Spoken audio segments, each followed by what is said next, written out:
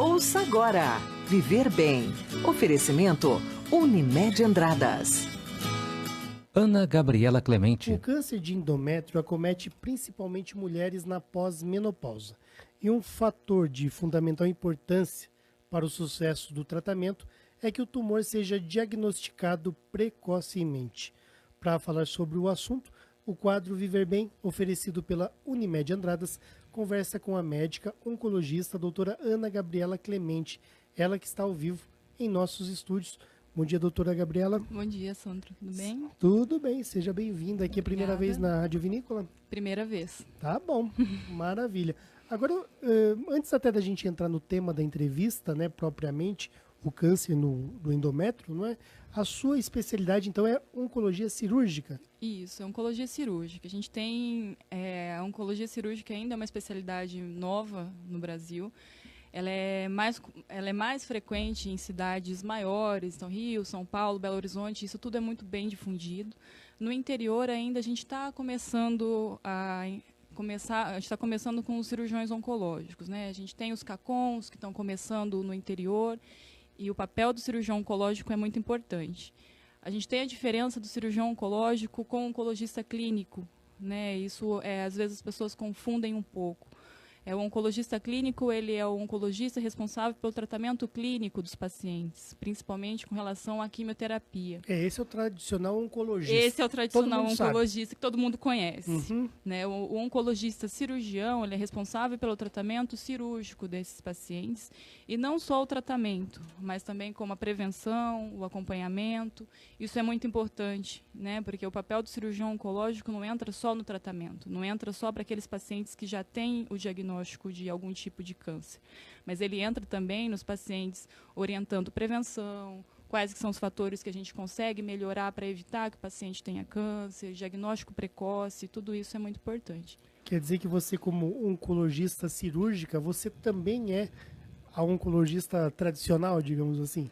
Você também faz isso? Também... Você faz quimioterapia, por exemplo? Não, eu não faço quimioterapia. Quimioterapia é exclusiva do oncologista clínico. Clínico. Né? Eu faço a parte de orientação, prevenção, diagnóstico precoce e o tratamento cirúrgico dos pacientes com diagnóstico de câncer ou com lesões pré-malignas, que a gente fala. Lesões que ainda não têm o diagnóstico oncológico, mas são lesões suspeitas. Interessante. Agora, para operar um paciente de câncer, tem que ter coragem, hein? Conhecimento, né? São muitos anos de estudo, né? Hoje a formação do oncologista cirurgião no Brasil são 2 anos de cirurgia geral, né? São 6 anos de faculdade de medicina, 2 anos de cirurgia geral e 3 anos da oncologia cirúrgica propriamente dita. Interessante. Vamos falar então sobre o câncer de endométrio. Primeiro, precisamos saber o que é o endométrio. Exatamente. Vamos começar pelo o que é o endométrio. O endométrio, assim, a gente tem o útero. O endométrio, ele é uma fininha camada de células, ele é como se fosse um tapete que reveste o útero por dentro. E ele é ali dentro da cavidade uterina, ele reveste essa cavidade, é onde o nenê gruda, o embrião se adere para crescer. Na menstruação, é a camada que descama no período menstrual, então o que a mulher elimina de sangramento é proveniente da descamação do endométrio. E ele é muito propício às alterações hormonais da mulher.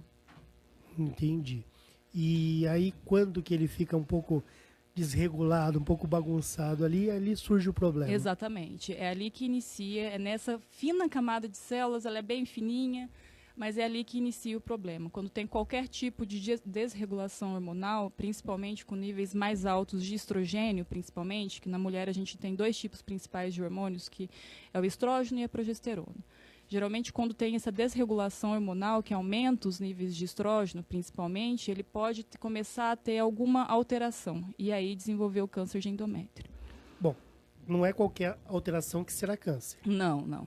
A maioria das alterações do endométrio, elas são alterações benignas. Tá? Mesmo nas mulheres pós-menopausa com sangramento vaginal, a incidência de câncer é em torno de 15% a 20% apenas. Então, a gente sabe que a maioria das alterações são benignas, mas se a gente tem um sangramento anormal, é obrigatório que faça a investigação, independente da idade da mulher. Entendi. E por falar em idade da mulher, a maior parte das mulheres acometidas por esse câncer são mulheres que já passaram da fase adulta? A incidência aumenta acima dos 50 anos, né?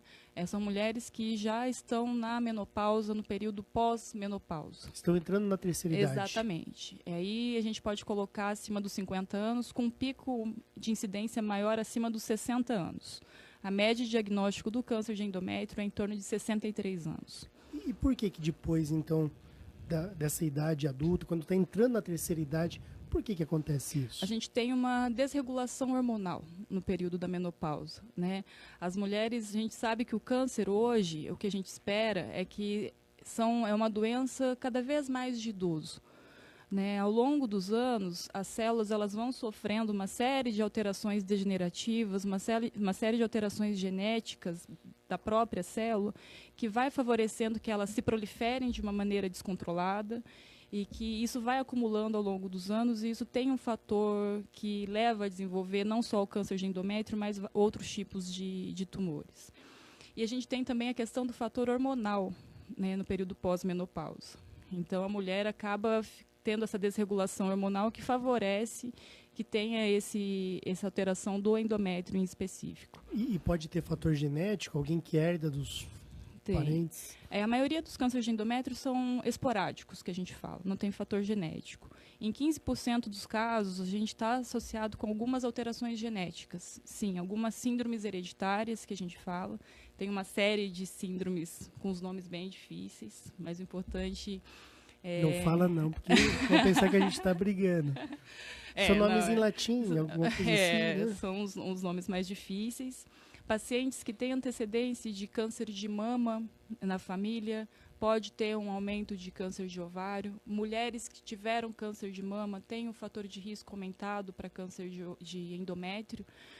Principalmente aquelas pacientes que fazem terapia com uma medicação específica que chama tamoxifeno para câncer de mama, pode desenvolver o câncer de endométrio. E acho que basicamente é isso com relação à genética.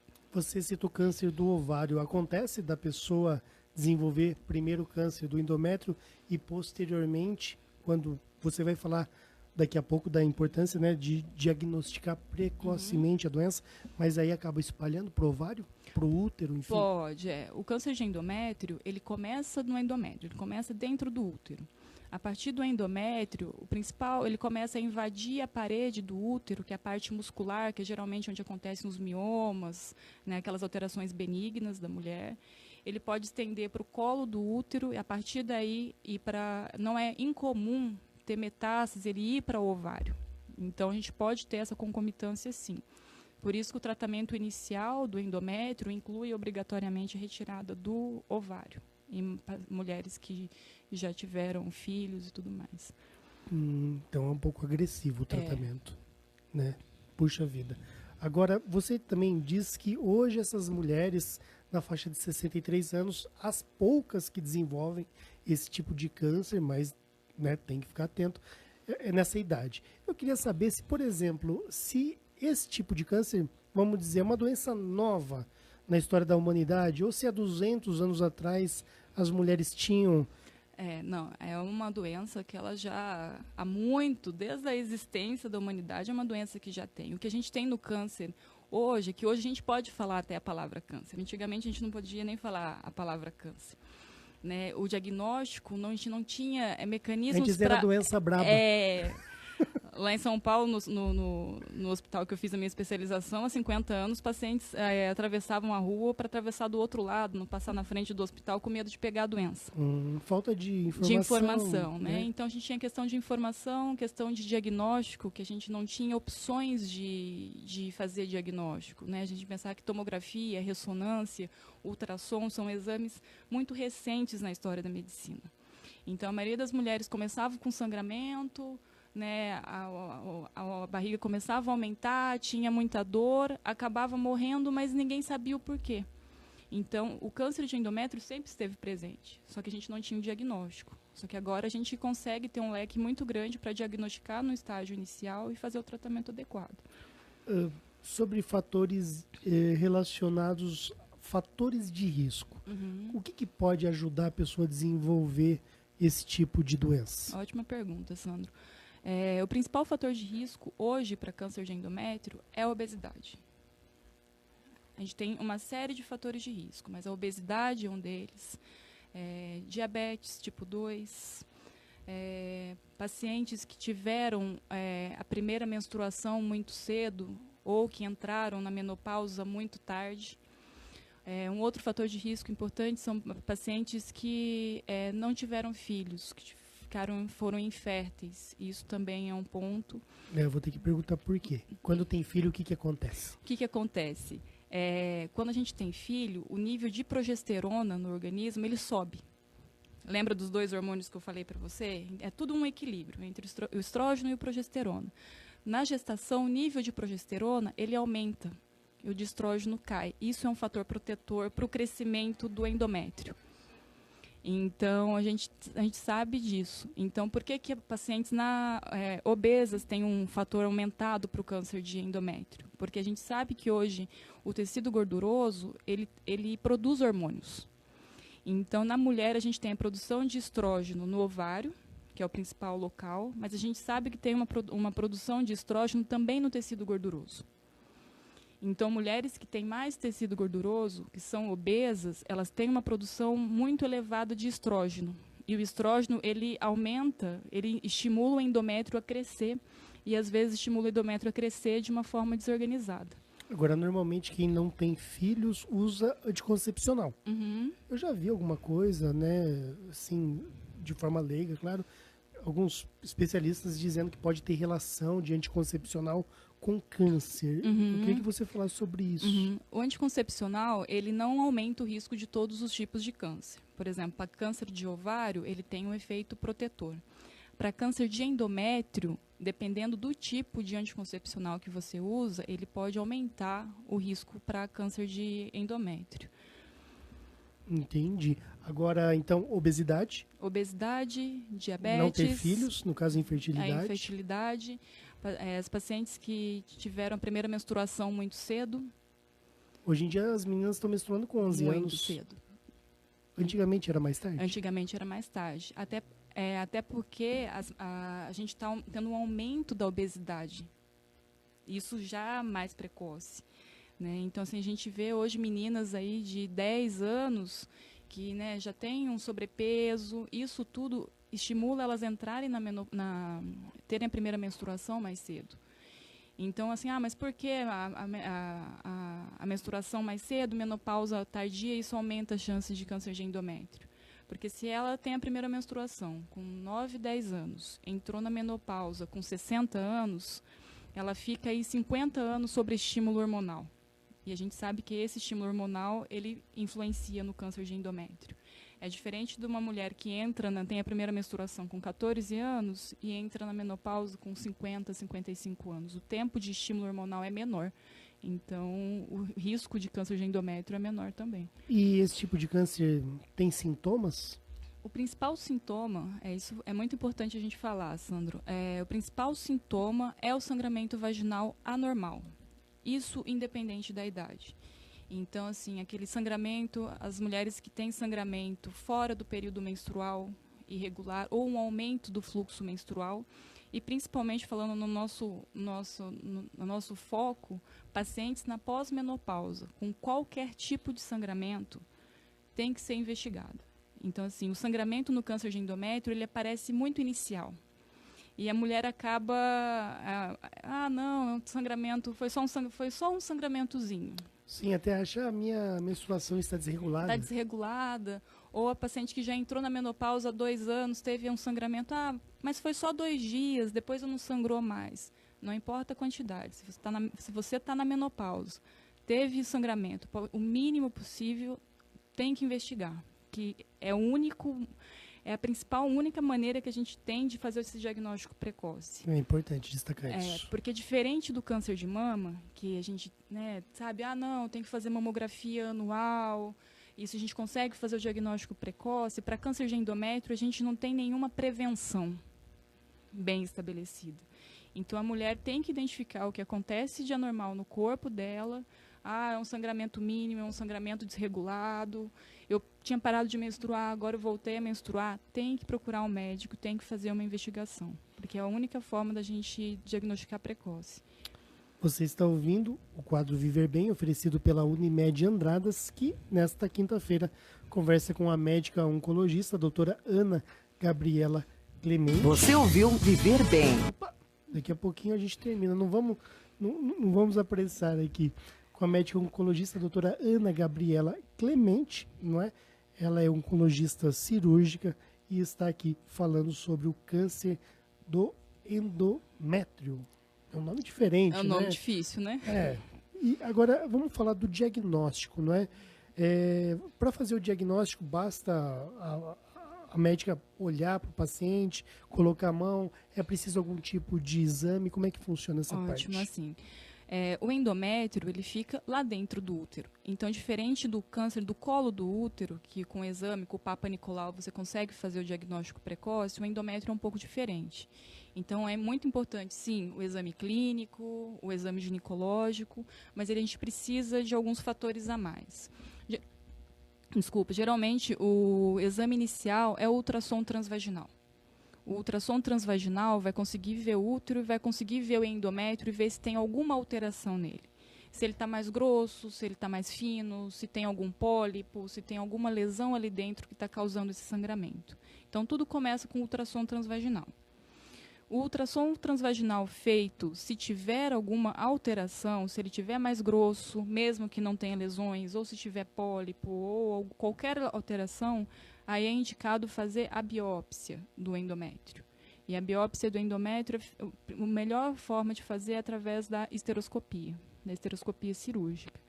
O que é a esteroscopia cirúrgica? Né? A esteroscopia cirúrgica, você entra com uma câmera, é uma cirurgia de pequeno porte, como se fosse, é uma evolução da curetagem. Anestesia local? Não, é uma RAC, geralmente. É uma RAC anestesia. Antigamente, a gente, quando tinha sangramento, pólipo, alguma alteração no ultrassom transvaginal, os médicos faziam a curetagem. A curetagem, ela também consegue colher material, mas é às cegas. A esteroscopia, não. A esteroscopia, você entra com uma câmera dentro do útero, você consegue ver todo o endométrio por dentro, identificar o ponto específico onde tem a alteração e fazer a biópsia para a gente saber exatamente o que está acontecendo com a paciente. Se esse sangramento é por uma lesão benigna, se é um pólipo, se for um pólipo a gente consegue ressecar esse pólipo, ou se for um câncer a gente consegue biopsiar e ter o diagnóstico para iniciar o tratamento. Agora, me parece um aparelho, uma forma de exame muito complicada, muito difícil aqui para nossa região. Não, aqui até quando eu cheguei não fazia esteroscopia aqui em Andradas, né? O método ainda era curetagem. O aparelho veio comigo de São Paulo agora no começo do ano, então eu vim, comprei o aparelho e agora a gente já está fazendo as esteroscopias de Andradas aqui na Santa Casa mesmo. E antes o pessoal precisava sair, então. Antes eles saíam. Eu sei que tinha um colega que fazia em Poços, mas a maioria dos pacientes acabava indo para Pouso Alegre ou para Campinas para poder fazer o procedimento. Interessante. Agora, esse câncer ele pode até matar? Com certeza, com certeza. Aliás, acho que todo câncer. Todo câncer pode matar, mas assim, é um tipo de tumor agressivo, a gente sabe disso. Tem vários, na realidade o câncer de endométrio é como se fosse um nome, né? Como se fosse o meu nome, a Ana. Mas a gente tem que saber o sobrenome do tipo de câncer de endométrio, porque tem vários subtipos de câncer de endométrio. Isso. Né? O tipo mais comum, que é 90% dos casos, é o adenocarcinoma de endométrio. No geral, esse tipo de tumor, se diagnosticado em estágio inicial, estando restrito ao útero, a chance de cura, a gente está falando aí de 90% dos casos. Puxa vida. Então, por isso que é muito importante fazer o diagnóstico precoce. Exatamente. Estando atento às dicas que você acabou de dar aqui. Olha, gente, deu aquela escorridinha, não é? O câncer, e normalmente quem tem mais de 60 anos já não menstrua mais. Exatamente. Então é só somar 2 mais 2. Exatamente. Tá escorrendo. Mesmo que foi pouquinho, foi 3 gotinhas. Não é para sangrar 3 gotinhas na menopausa. Não é para sangrar. Não é para sangrar. Sangrou, tem que procurar um médico. Sim. Tô com dor na perna, a dor aqui embaixo, tem que procurar um médico. Exato. E no tratamento, ele envolve medicamentos, ocasionalmente tem que ter a intervenção cirúrgica? O tratamento inicial para o câncer de endométrio é tratamento cirúrgico. Isso Já de cara? De cara. Você teve o sangramento, fez a esteroscopia, a biópsia veio como câncer de endométrio, o tratamento inicialmente cirúrgico, mas isso depende de algumas coisas. Antes da gente indicar qualquer tipo de tratamento, a gente faz os exames de estadiamento, que a gente fala. O que é isso? A gente quer ter certeza que a lesão está só no útero, que não deu metástase, não espalhou para nenhum outro órgão.